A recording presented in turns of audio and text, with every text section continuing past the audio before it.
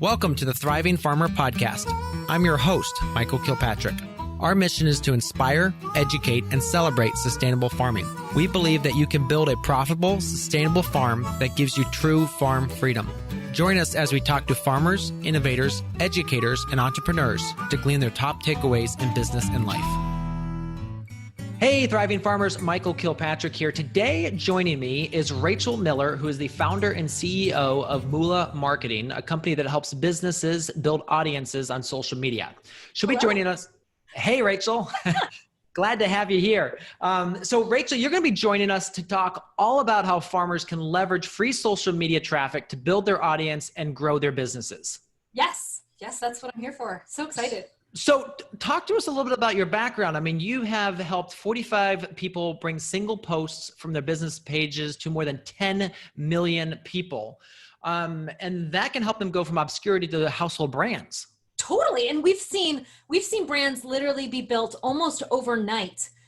We've seen people get like TV mentions. We've seen someone go from obscurity to in their local town being like the town hero, the town mascot, almost overnight, when you can get in front of the right people with your message and get them talking to you. And I grew up in a farm town, so I know what's possible even for farmers who want to get their products in front of your own either local buyers, or let's say you want to get your products in front of grocery stores, because you know grocery store suppliers are the ones who are going to get your products out there. Whoever your audience is, when you can craft content for them and craft it in a way that gets them to engage with you, you almost get free advertising because they spread the word about you and your business.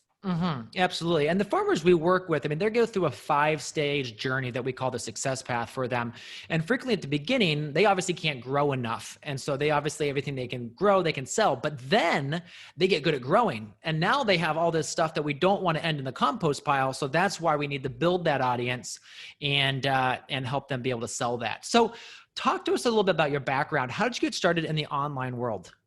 Oh, it's been fun. I began my business when I was a stay-at-home mom. I used to be a school teacher. I taught high school economics, and I had to lose my job. I say like I lost my job, like it was taken away from me, but I turned in my resignation when I found out I was pregnant with my second child while I was on maternity leave. So we had a little bit of an oops there. A great blessing, because I mean, life is precious. My kiddo's awesome. He's awesome and amazing. But I was surprised in that moment. And so I came home, wasn't happy about it. Came home a little bit begrudgingly. And I sat at home and I was bored out of my mind. And my husband said like, we only had one car as a family at that time, because my car had broken down and we couldn't afford the repairs because I, no longer had a job. And so my husband came home and he's like, why don't you just build your job online? Why don't you just do something online to connect with people? And that's when I created my first website. I created that first website, grew it to the point where I was getting 10 million page views. That means people who saw it online on Facebook, on Pinterest, on Twitter. That was a thing then. They saw it and then they clicked over. So we had 10 million people click into my website every single month. And we just exploded. And I realized that I have a chance to make an impact on families' lives with my website. And I interacted with people every day through my website. So I almost rebuilt my social circle. So my business was online instead of in person, because at the time I didn't have the ability to interact with people in person. I mean, eventually, guys, that business paid for our house. We paid for our house and we bought 2 new cars in cash. So like the business grew to sustain our lifestyle too. But when I first started it, I didn't have anything. And just a desire to help people and to talk to people. So Rachel, this website you built, this was a blog, and talk to us about what was the topic of the blog? It was kids activities and DIY house hacks. So basically how to fix your garbage disposal when it breaks. Okay, very cool. Not sexy stuff. Yes. So talk to us about building audiences, because I think that's that's your just superpower, and share with us, why first do we want an audience? Well, we want an audience because that's who will buy our products. If we want customers, we don't have customers if no one hears that we even have a product. How do people hear that we have a product? Well, you have to tell them. You could spend money to tell them. You could put up a billboard on the side of the road because we all know how effective those are. When was the last time you bought something because you saw a billboard? You have to have a way of getting people to find out that you have a product. If you have the best green beans in organic food in your area, nobody knows that if no one tells them. Well, how do you tell them? You could spend money on ads. And for me, I'm a tightwad and I don't want to spend money. So I would rather use organic methods. And that's where I build an audience of people in my local town who are, or wherever, that are as passionate about this topic as I am. And then I love them and I serve them and give them the products that I sell. So I know some people talk about how they say, well, social media is dead. You have to pay to play. Is that still true? No. Okay. I see that with a lot of people that they say you have to pay more for ads or you have to run ads to get results. But just 2 days ago, we had Sam reach 1 million people with her content without a single ad spent. Wow. We had Allison messaged me and said she reached 20,000 people in her local area.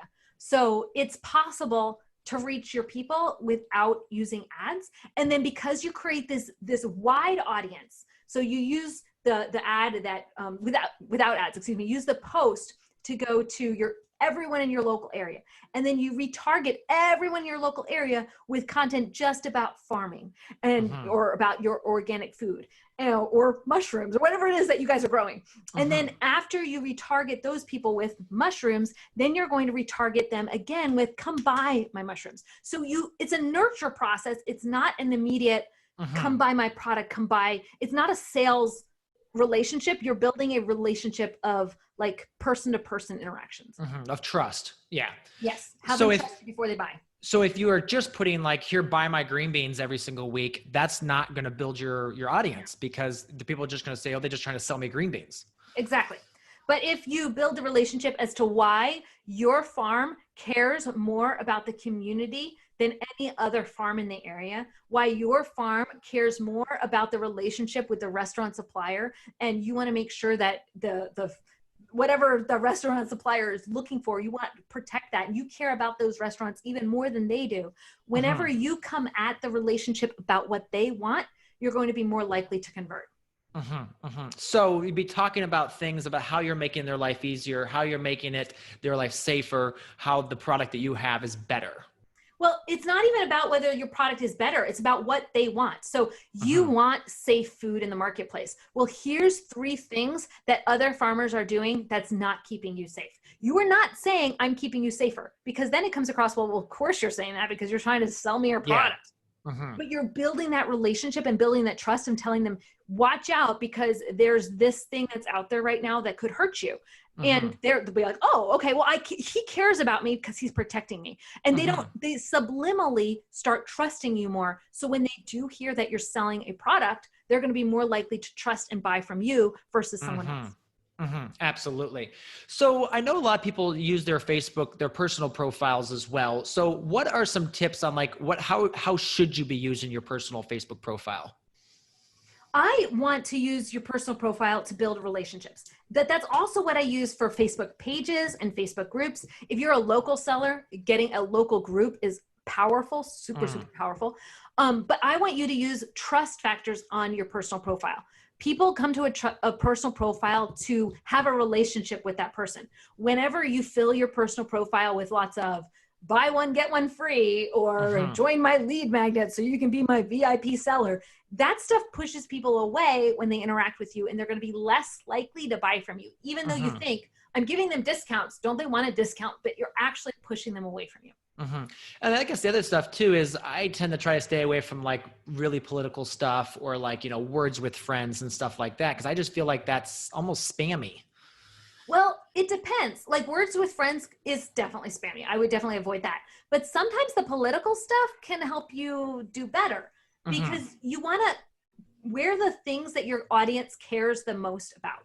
So if your audience really cares about the upcoming local election and whether or not I know I'm just picking up something in our local area.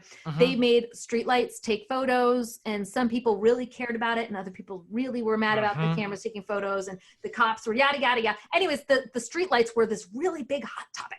The fact that you care about that hot topic is probably going to make them connect more to you than if you didn't. So in that circumstance, sometimes the politics can help you if you champion the things that your audience cares about.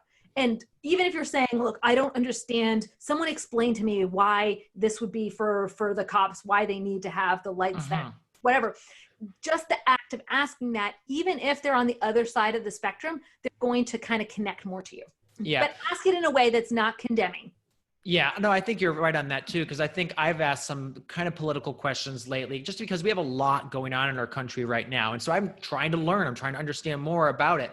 And so, yes, you get both sides, and obviously sometimes both of them like fight with each other, but it usually stays pretty civil. But as the whole aspect of you're building trust the whole way across, because you're understanding and learning more. Yes. So, but you don't want to come across, you don't want to polarize your audience, but you do want to stand up for the things that they care about. So if there's especially with local politics, if there's an issue they care about a lot, another example would be going back to streets in our area. I've coached some realtors in our local area to care about the potholes. So the city does not control with the main roads, the road care, the state does. So me picking on the state is almost like unifying my local area. So I could say, oh my word, guys, look at this pothole. It has been 43 days since the state has done anything to it. I'm caring about this. Why isn't anybody else caring about this? Let's get rid of these potholes. That's a political thing, but at the same, and it's saying I'm anti my state. Like, why can't my state fix this? But it's also unifying your local people. Because everyone can get behind that pothole because it's destroying their cars. Yes, exactly. So what are those things that you can get behind in your local area? So thinking of whenever I grew up, there was a local farm that had done something with the water supply that, no, it wasn't the farm. It wasn't the farm that did something. It was the ski company. I live near a mountain. And so there was a ski company that was on the mountain, but they had put something into the water, into the snow to make the snow last longer or be better snow or whatever it was, but it affected everyone's water supply. So in that circumstance, we could all rally around the fact that, hey, what happened was wrong. It's a political thing. It's a hot topic. But farmers, you guys need to say, here's how we're standing up to, one, hold them accountable because they're hurting our water supply. And two, how we can say our vegetables are safe in spite of what happened with the water supply. So talk to us about stories, because I know a lot of people love using story on social media. What kinds of stories should you be telling on social media? Well, I guess there's kind of like two different things of, like, first we probably need to define story, because there's story as in how we create our content in a way that our audience can connect to us. So we tell a story about our brand. We tell a story about our lives. So every time we post, we're kind of telling a story. We're creating an image of ourselves. And then there's actual stories, which are like a type of content. So if you go to the top of your feed, you can click your like profile face and add a story. And that's a whole nother thing. So I'm going to go with the first one, which is how do we craft the narrative of who we are? Absolutely. And I want you to think of who your person is. So like your perfect person, what do they call themselves? If you're a local farmer and you're selling at the farmer's market, you have a specific type of person who comes to you. It could be somebody who's retired and they have time to go to the farmer's market. It could be that your food does better with people who have allergies because you're an organic, natural, local, raw honey person. And so you know that your honey does well with people with allergies in your local area. So you all have a specific customer. It's not everybody, it's a specific customer. So how can you wear the brand, the shirt, the message that specific customer says about themselves? So every person has a story they want the world to know about them. It's not just brands that have this, but people do. So how can you literally say, this is what this person says about themselves, and say it for them? When you say the story for them, they will attach to you and to your brand so much more quickly. So if you're, say, the honey person and you sell raw honey, you would want to say, allergies, totally beaten them this year. Cedar's been high, but I'm stronger than cedar at 7, whatever. I'm still going to be out there, whatever the number is. I know somebody in my local area cares about the cedar number, and they're always telling us the cedar number. That's because that's what they care about. So if you're a honey person, got that local allergen in our area, it's cedar, and your area might be ragweed or whatever, you're going to talk about that number because your person cares about that number. And nobody else really cares about that number. I don't have allergies. I don't really care about the cedar number. Yeah, absolutely. So what is that thing that your person cares about the most that you can claim with your content? So talk to us about the whole algorithm, because I know a lot of people get frustrated by that. They're not quite sure what that all means. A, what the algorithm is, and then B, what does the algorithm want? The algorithm is how Facebook determines what content goes into people's feeds. So when you open your Facebook wall, you see posts, and you don't see every post that's on Facebook because that would be way overwhelming, right? You see the posts of people who you have a relationship with. You see posts about topics that you've engaged with or you've talked about before. You might see ads in your feed, and those ads, they're not all the ads on Facebook. You see ads based on what you've engaged with in the past. So like if you were looking at blue curtains last week, you might see blue curtains in your feed now because Facebook thinks you might be interested in some blue curtains. Or even talking about blue curtains. Yes. Well, Facebook doesn't do that, but there are other apps that do that then track your wording. So yes, Alexa is really bad at that. And there's a few others. But so my point in that is you have things that you cover. And as you cover those things, Facebook sees your engagement and then delivers specific content to you for that. So it's a relevancy score. That's when you've engaged with something in the past. So Facebook says it's going to be more likely that you're going to want this again in the future. And they look at how close someone is to you. So if you're a local farmer and you sell local food, push on that. Like make sure you talk about your local area a lot because that's going to rank you higher in the algorithm. And then so when you're creating content, you want to create content that's relevant to your people so that way it's more likely to show up into their like menu of what they're going to get on their feeds. Yeah, and with the algorithm too, when you're creating that content, do you have a specific number of types of content you create, or do you just whatever works?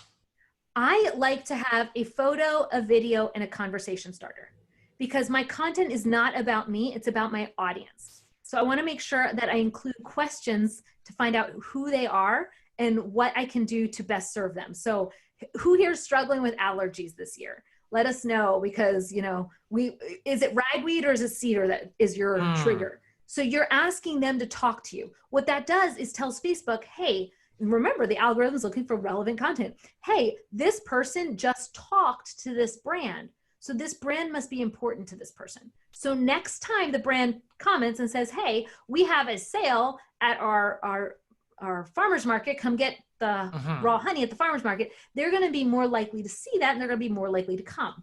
You can also set up events in Facebook. So that way you know that everyone who's come to your farmer's market and has checked in where you are, and they don't even really have to check in, they just show up because you can have your event set that way where anyone who comes to see you or walks by your farmer's market, they're going to be more likely to see your ad next time you deliver your ad next week. So there's ways that you can target people using Facebook that you can't do really anywhere else. Oh, that's really good. So you talk a lot about the bumper sticker, right? That's one of your trademark, terms. Talk to us about what a bumper sticker is for your page. Yeah, a bumper sticker helps you get that algorithm to notice you. So because we were talking about trying to keep things relevant, people talk about topics and Facebook knows what someone cares about. So Facebook, you can go into the back end and you can see what Facebook thinks of you. There's a spot you can go and check. You can see if they think you're conservative. They can see if you think you're liberal. They can see if you've got lots of kids or if you've got no kids, and they've got different categories. The bumper sticker is when you start wearing the person's category or the thing that they call themselves and you say it to them.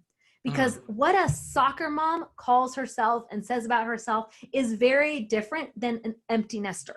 So when you start saying those phrases that mom or that empty nester would say about themselves, you start seeing your content put more in the feed because Facebook knows what your content is about and who it's for. But you also see those people relate to you because your content's irresistible because they're like, heck yeah, that's me. I can totally relate because I'm an empty nester and I'm on my own and sunbirding this summer or whatever What? Yeah. Yeah, you guys know. So I'm not an empty nester. I've got 6 kids. Yeah. So, and with that bumper sticker, you use that, across your page, and the header image too. You talk a lot about using that there. I use what I call the bumper sticker, which is the content, the I am statements that my audience would say about themselves. So I am an empty nester. I am an allergy sufferer. I am a mom of 6 kids. Whatever those things that they would say about themselves, I will say that with my content on my page, on my profile, in groups. I will have it in a photo. I'll have it in a video. I'll ask questions like roll call. Who else is a blank? So I cover my content with those phrases that my audience would say. Because when someone says what you would say back to you, they automatically agree with you. If someone agrees with you, they're going to be a lot more likely to buy from you because they trust you. So I want them to agree with me before they hear that I'm selling something to them. So what if you have a dead page? What are some steps folks can take to bring back that? First thing would be to find what your people want the world to know about them. So, first thing would be to see if your page actually has real people on it. Because I've seen so many people who bought likes and thought like they hired an ad team and they bought fans and then find out, well, no joke, you're not going to be reaching your local area because everyone on your page is from Nepal. They don't speak your language. That's a real thing. Unfortunately, some advertisers, marketers will do that. What I would check to see if your fans are real. If they are real, then start saying those phrases that your people want the world to know of them. So if it's a local area, I care about Babe's Chicken House because Babe's Chicken House is that place that everybody in our local area goes to go hang out and have fried chicken. So I care about Babe's Chicken House during COVID or whatever the issues are. And we want to make sure Babe's is taken care of because you are a local person. So you care about those local things. Hey, did you know Babe's cares about farm, eats fresh? Like, isn't that awesome? So you're going to say those things. You're not saying you're selling your chicken, you're selling whatever to Babes. You're saying, celebrating those local things that local people care about. They care about potholes. I care about potholes too, because you care about potholes. And if it's for grocery stores, well, what is it that a grocery store cares about? That their food is safe, that their customers are loved, that the grocery store is a champion of the local community, that they're a part of the local community. So how can you celebrate a grocery store? If your goal is getting customers who are grocery store suppliers, then you want to say, this grocery store is amazing because it's celebrating its community. Isn't this grocery store great? That's the person who's buying your stuff from that grocery store is like, whoa, they love me. We're good. You say those things that person that's your customer wants the world to know about them. When you do that, you put that in photos, you put that in videos, you put that in conversation starters. Your audience naturally says, heck yes, that's me. This person gets me. I'm going to spend my money with them because they're my type of people. And I think what you said there too, is it's not just writing about it. It's showing it in the video. It's showing it in the photos. I mean, if you show a photo of a 5-year-old eating a fresh strawberry on your farm, that's going to resonate. Yeah. And it's going to resonate and also a video. And if your person is like, the strawberry on the farm, you could also say, how many of you have had a strawberry straight off of the bush or the vine? Yes. So always bring it back to your audience. It's not about your strawberry. It's about your audience. How can you bring them into this so it's their story? Absolutely. With that, I'd like to stop here and take a quick break. In a minute, we'll be back with Rachel Miller. If you've been enjoying this episode so far, you're going to want to head over to growingfarmers.com/free resources and download our free resource bundle to help you shave hours off your week and become a thriving farmer. It includes resources such as our 10 winter growing secrets we wish we knew when we started, which is a ebook which talks about the tips and techniques to get better growth in your winter production. We teach things like the simple but counterintuitive principle that trips up most beginning growers, the shape and size of tunnels that are best for winter production, how to prepare beds so they are weed-free and get beautiful, lush stands of crops, what to do about pests like aphids, voles, and slugs, how to fast-track your research to fine-tune your production for your microclimate, and how to pack in more crops for higher yields and profits. So head over to growingfarmers.com/free resources and download your free resource bundle today. And we're back with Rachel Miller from Moolah Marketing. Rachel, talk to us why you don't want other farmers to be following your social media pages. Well, sometimes you do though. Like, it depends. Like, how do I say this? The person who buys from one farm, are they going to be more likely to also buy from another farm? So I'm thinking of myself whenever I was, I grew up in a farming area, and I grew up drinking raw milk because the farmer was down the street. That raw milk was like allowed then. That's like where we all went and got our milk there. It was totally normal for me to get my milk there. It would be great for the green bean person the green bean farm, they would sell green beans part of the year, and then they'd sell strawberries. And then whenever that crop was done, so they were like a 1-2 crop per farm. So whenever one crop would be, what do you call it when they mow it in? Yes, it's just turned under. They turned under one crop, they started the next one. And then 3 months later, you'd have that crop. And then 3 months later, you'd have another one. Anyways, they had like one crop at a time. And so it would have been really great for them to have a stand right outside the milk store where we would go to the dairy farm and get our milk, and we could have gotten our strawberries or our green beans, whatever time of the year it was there. Yeah. So what you're saying is it's good for local farms in a local area to be following and engaging with each other. But if farms like in California are following your farm in Ohio. Oh, no, that's not helpful. No. So and explain what that's going to do to people. Cause I get this pushback all the time when I'm talking to farmers and they say, I want to do a follow chain. And I'm like, no, guys, we're not going to allow a follow chain in our group this week. That's like the worst thing for you guys. Okay. I did not realize what you were talking about, but it's good for you to have if you're a local seller, to have where your local buyers are hanging out. And the person who's buying from one local farm is probably buying from another local farm. So don't see them as competition, because they're going to be, your customers are the same. So you're friends, but your customers are not the same as the person in Vermont who's selling maple syrup and the person in California selling grapes. It's not the same customer. So you don't want those farms to be following you, because their followers are completely different from yours. So if you have the winery people following your raw honey farm, they're not going to buy your product. So you don't want them. You do want, if you're a raw honey person, you probably want the local allergist in your area, because your product kind of dovetails with their services. Your niche neighbor might not be farmers. It might be the local allergist, or it might be the person who sells tea in your local area, the tea store, the tea and coffee store. So think outside the box. Where are your customers? That's who you want following you. You don't want people following you if they're not your customers and they don't have your customers' audience. Well, and what's going to tell the algorithm is, people like this farmer, like this page, and it's not going to show it to your local people.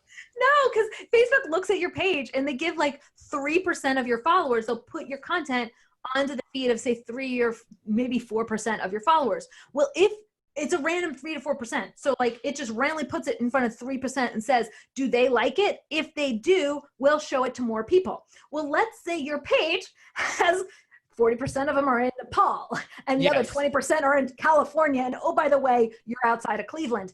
It means nothing to Facebook. So now you've got 3%, and Facebook's like, doesn't show it to it shows it to these people that aren't going to engage. And so Facebook's like, nobody likes this, so it doesn't show it to anybody else. So you literally wasted your time posting. You wasted your time trying to get in front of an audience, because your content won't go in front of the people that you need it to. So what you're saying is you'd rather have 500 just local people on your page than 10,000 spread all over the world. I would even rather have 100 people local to my page than 10,000. If the 100 people are my perfect people, I would rather have that any day. So let's talk about ratios. Like for sales posts, the value posts, do you have a specific ratio that you'd like to see? Yes. Oh, I love that question. You're fun. I want, like I said earlier, photo, video, conversation starter, because that helps people connect to you.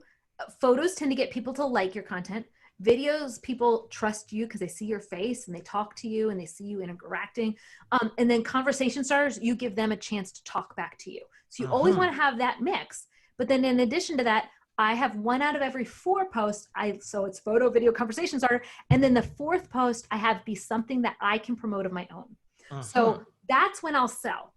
I don't want to sell all the time, because if you're selling all the time, it kind of feels like, you guys have been to the grocery store when there's that person that's sitting there selling like the handouts. Does that make sense? And sometimes you feel a little awkward there. You're like, should I take it? Am I supposed to buy it now? Like, it was really good, but I don't really want to. Kids, stop taking everybody's thing. It's an awkward moment.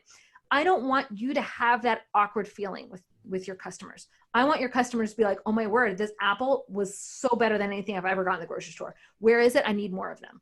I want you to have it where it's about the customers spreading the word for you instead of you chasing the customer. And that happens when you have that interaction: photo, video, conversation starter, and then sell.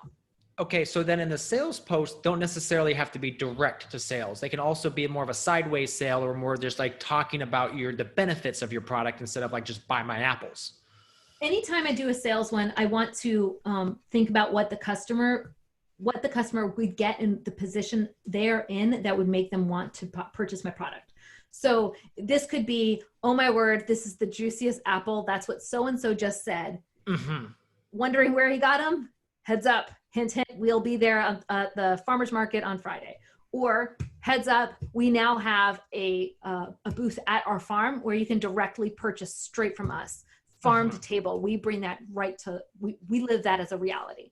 So there's different wordings that you can say that don't necessarily scream buy one, get one off, or we have a sale, or all of those phrases that are really going to push away your market, especially if they're buying it. Organic is not it's not a discount buy. It's something that people buy because they want it better, right? They want it, they want something better. So give them that experience that they're getting something more. I would not be discounting it and being super, super salesy. Yeah. Yeah. Because if you look at like Tiffany's can sell a $24,000 paper clip, gold coated paper clip, and you can get, boxes of them. It's no longer a commodity when you learn how to position yourself in the marketplace. And that's what you do so well with your audience, is teaching them how to position their products, their food, as high value to their people. And that's what Facebook, you could just use Facebook for that. Absolutely. All right. So then you've got followers on your page. So that's people that like your content. They hit the follow button or the like button. But then how do you convert them to buyers? I nurture them. So this is when I run ads. Whenever I have an engaged audience, then we run ads to anyone who's engaged on our page, because we made sure they're only our local people. They're only the people that are interested in actually buying our product. That's why I want 100 of them, not 10,000, right? I want the engaged people. And then I send an ad to them to reinforce that I'm their perfect person, to connect them to me. So we start with awareness. That's, you found out that I'm a farmer. You found out that we have strawberries. You found out that, hey, allergies are real this year, whatever that awareness content is. You've got that. And then you retarget them with, I'm the place that has these kind of values that you stand for. You're not even selling at this point. You're just telling them your values. And then after they've seen, hey, I am this, I agree with you, I am that type of person. 2, then they see that I connect with you. You have the same values that I have. The 3rd post that I give them is the sales post, the 3rd or 4th. Exactly. And you can do, and the thing is too, when you do it that way, the cost of your ads can be 1/100th of what other people are spending, because you're reaching the right people, not just random people on Facebook. Yes. I've seen ads be so much less than anyone else in my space, because I've nurtured them in this system. Yeah, absolutely. And like right now we're just running an ad, and previously we've been targeting a lookalike audience, which is just like more of a general audience, cold audience, but we turned it on to a different audience, which was actually someone who watched a video about this product. And our ad cost is 30% of what the previous audience was. I love that. I love it. Way to go. Yeah. So it's fascinating when you find those people, the people that are interested, that have engaged, that want that type of thing, your ad costs just plummet. And so I think farmers that struggle with that can find out, like, look, once you get the right people, it's going to change drastically for you. Yeah. So I know you talk a lot about pages, but there's also groups on Facebook. Talk to us what the difference is between a page and a group. A page is where a business gets to advertise itself. A group, especially if you're a local farmer or even with restaurant suppliers, I'm guessing that, or grocery store suppliers, I'm guessing that they all have groups as well. And if they don't, go make one. So if your local area does not have a Facebook group where people are hanging out, be the farmer who cares about your local area and make that Facebook group. If your grocery suppliers don't have a Facebook group for grocery store suppliers, you want to make that group, because you then get to control the flow of information and the narrative that they see, and they trust you. So groups are great because it gives your customers a chance to talk to each other. You selling to someone is selling. But what's even better is when your customers sell for you. How do you facilitate your customers selling for you without as much work, without as much effort, without basically begging them for reviews? A Facebook group. Yeah, we see that absolutely, because obviously we have our page and we get a few comments here and there. And when we do our great conversational starters, then it goes a little bit crazy. But in our groups, it's where the people are talking, they're chatting. And like our latest time, we opened one of our courses, and literally on that post in there, we had a bunch of our customers just jumping on and saying, oh my gosh, this is amazing, folks. You have to take this, tagging other people, because they've engaged and they've been finding it extremely helpful for them. Yeah, love it. So talk to us about just the business, because you've built now multiple businesses over the last, since you've been online. What would you say? Yeah, I mean, and I've actually been there on part of the journey. I know some of the people don't know is that I worked while we were building our business right now. I worked for you for a number of months. And it was an incredible experience just watching you explode and your business grow. But what would you say has been the hardest thing that you've done as an entrepreneur? Oh, the hardest thing. Probably hiring.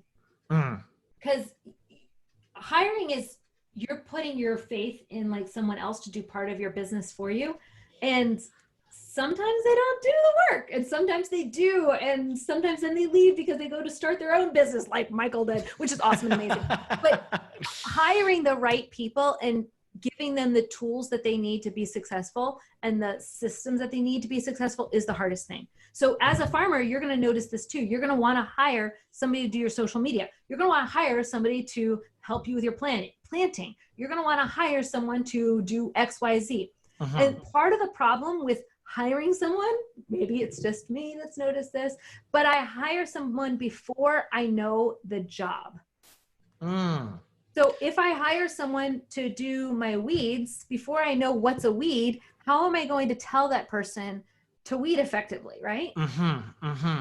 Or not even what's a weed. You may have identified the weed, but how do you weed? Because there's a massive difference between weeding and cultivation. And exactly. Yeah, so you're right. It's getting the people, it's making sure you're clear on how they should be doing what they're doing, instead of just like, oh, I want you to go out and weed, because you could spend tons of money. And this is why I don't want you to do your own social media, to hire out your social media either. Because if you don't know what's a weed, you're not going to be able to communicate to the person coming to weed how to weed effectively. Okay, so what you're saying is learn how to run your own social media first. Yes. And then once you've figured it out, then you can start training someone to start taking over pieces of that. And that's with all parts of my business. That's been with all of my business. The times that I've struggled the most is when I've hired someone before I knew what that job entailed, and I just expected that person to read my mind and do it when I didn't even know what my mind was saying. So I did not hire them effectively. I did not lead them effectively. I set them up for failure.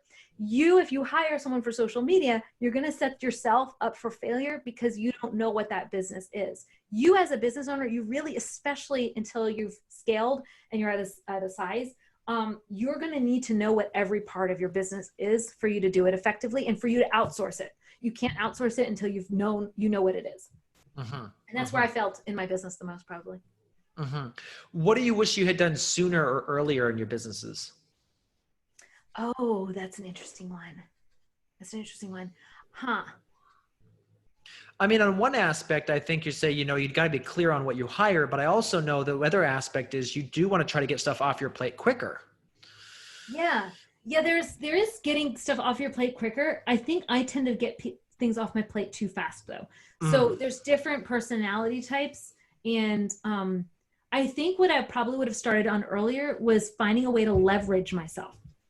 So anytime that you're trading dollars for hours where you do the work once and it doesn't have returns later. So what I mean for that is like a coaching call. That's great and amazing in the sense I get to invest in someone. It's great, but it's not something that's sustainable in the sense I'm trading my time for 1 hour. So I get paid and I do 1 hour worth of work. Anytime there's a dollar to hour ratio, that's not scalable. It's not sustainable for me. What I want is to have something that's leveraged. So I probably would have moved away from those, I did this much work, I got this much pay earlier, and into leverage. And what I mean by leverage is I do the work once, like a social media post. I create 100 social media posts.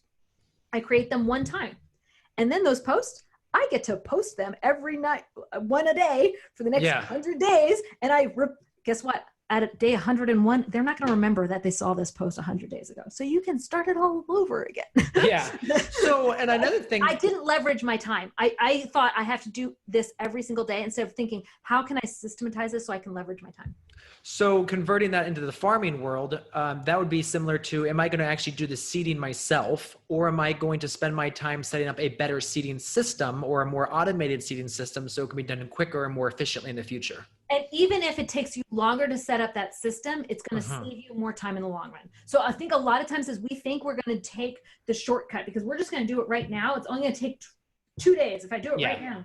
Instead of saying, wait a second, if it took a week, I would have it set up for next time. So I don't have to do 2 days next time. And so that means I'll never have to do that 2 days again. Let's do that. Yeah, absolutely. So let's go back to the hiring part. What is your hiring process now? Because finding right people is such a hard thing sometimes. Do you have a specific flow that you use now for hiring? We do. We start by basically seeding our audience everywhere with the right person. And I like to hire for personality type first, because I can train someone on skills. I can train someone on, I can even get them the experience that they need, but I can't train their personality and how I want them to show up in the world. You know, if you've got somebody, going back to weeding, you know if someone's conscientious and able to weed effectively and fully versus the person who's just going to do a overview but leave the weeds in the ground. You know what I'm talking about, right? Oh yeah. They just pinch them off instead of actually get the root out. Yeah. So you don't want the person. So there's a personality that tends to just pull fast, and there's another personality that digs deep. That rule is the same in everything in life. Some jobs, you only want the person who's going to do a cursory glance. Okay. Yeah. Like, you don't need them to get the toothbrush out and scrub that table perfectly clean before you eat supper. You just want it swept up a little bit, right? So there are times when you want that sweep over personality. And then there's other times when you want that detailed personality. And there's times when you want somebody who's a go-getter and driver, and there's times when you want somebody who's a follower. So think about what the personality is for that position before you hire. Yeah, like a sales position is a completely different aspect than someone who's out in the field weeding. Exactly. Yeah. So why are small business owners and entrepreneurs so important right now? Oh, they're the backbone of society. And farmers, you guys are the backbone of society. I think of like corporate farms are growing and growing in the world right now.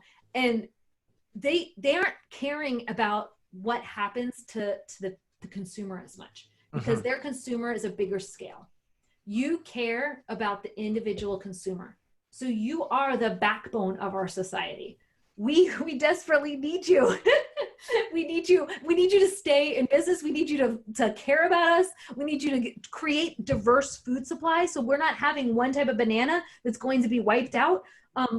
You guys are entrepreneurs, see the problems, they solve the problems. But even more than that, entrepreneurs who serve small pockets of population, which is what your people are, and serve them deeply and serve them well. Farmers, you care about individuals' needs. You're going to be what sustains society and sustains life for decades to come.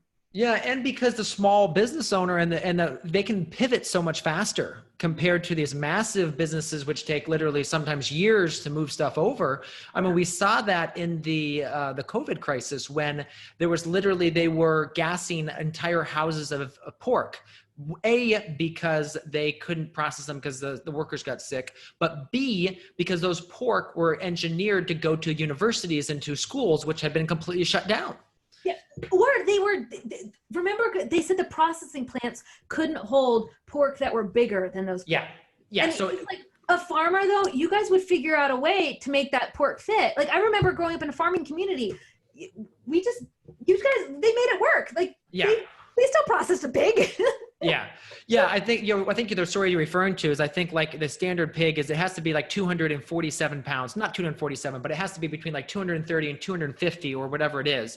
And I've got friends that, know this intimately. And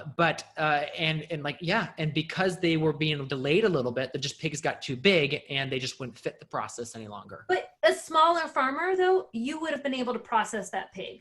Absolutely. And so that's why we need you. There's less waste, but more than that, you care about the individual people. You would have gotten that to people's homes. You would have found a way. Yes. Yeah, absolutely. So where can people find out more about you? I would love to have you guys come join my free Facebook group if you want. Or even, I think more importantly, what would help your people even more is because I bet a lot of them are stressed and overwhelmed with the sheer volume of what should I post? What should I do? We actually have an app that will tell you what you can post and when, and basically write your content for you. So it's not as great as figuring out the exact wording that your audience needs, but it gives you ideas so you have a place to start. And that's called PostDeck. And postdeck.io, and we create your content for you. .io. All right, we'll put that in the show notes as well. And another thing is you run a challenge called the 100 Perfect People. Yes. Talk to us a little bit about that because I've seen some incredible results from that. We do. It's not running for a little while, but hopefully we can open it soon. 100 Perfect People, we help people get their first 100 people in an audience. So imagine that you're a local farmer and you want to tell people that your farmer's market is going to be open. It's March and it's opening in 3 weeks. If you had 100 people that all mentioned, oh my word, I'm so excited, to their friends and their family, how much more would that prepare you for your selling season? It would be life-changing, wouldn't it? 100 people can be completely life-changing for a business. And what my challenge does is it helps you find those 100 people who are going to become your catalyst. They are the ones that go and build your brand for you. Yeah, it's like the raving fans, building the raving fans, perfect people. Yeah. And we'll put the link there as well. And again, is it on a wait list right now so people can just sign up to hear more about it when it comes out later? Yeah, it's a wait list. We should open it again in the fall. Okay, cool. Yeah, and we'll obviously share that with folks again when that comes. If they're on our email list, you will definitely get an email about that because last year people loved it. Well, Rachel, thank you so much for your time today. This has been fabulous, talking all things geeky about Facebook and just, building businesses. And again, I really appreciate your friendship over the years. It's been hugely helpful in our business and just glad we could share that with our audience. And I'm just grateful for you and grateful that you were one of my first hires and love to see what you've done with your business now. It's been a journey. It's been a lot of fun, and it's amazing the number of farmers we get to work with every single week. So that's it's so exciting just to see the change in their businesses. So it's exciting. Yeah, and you've been an integral part of that. So, all right, thank you again, Rachel, and we Thriving Farmer audience. We will speak to you next week. All right, Thriving Farmers, that wraps this episode. For next week, we have a very cool guest. They reached out to us about coming on the podcast. Then my team got a hold of it, and they're like, Michael, you've got to have them on and talk about the story. So next week, we are having Helena and Mika from, Helsa Foods. And what they have is plant-based foods. And the biggest thing they just came out with about a year ago is oatgurt. So it's an oat-based yogurt. And so in this episode, we walk through everything from their background. They come from a very different background than farming or agricultural. So we walk through their background. We walk through the 4 years of R&D that they did to bring this product to market. And then we talk about how they're now contracting with farmers in the US to actually build a production system for the oats to go into this. It's a very specialized oat that goes into their oatgurt. So anyway, can't wait for you to join me next week. It's going to be a very cool interview, one I thoroughly enjoyed, and there's a lot of laughs shared as we kind of just discuss, growing a business, especially in the new COVID-19 world. So see you next week. So there you have it, another episode in the books. So I'd love if you would hop on over to iTunes and leave us a rating and a review. Those mean everything to us. We love to hear what you're thinking. If you have a podcast guest that you can recommend, please pop on over to the Thriving Farmer Podcast website and leave us a review. That's thrivingfarmerpodcast.com.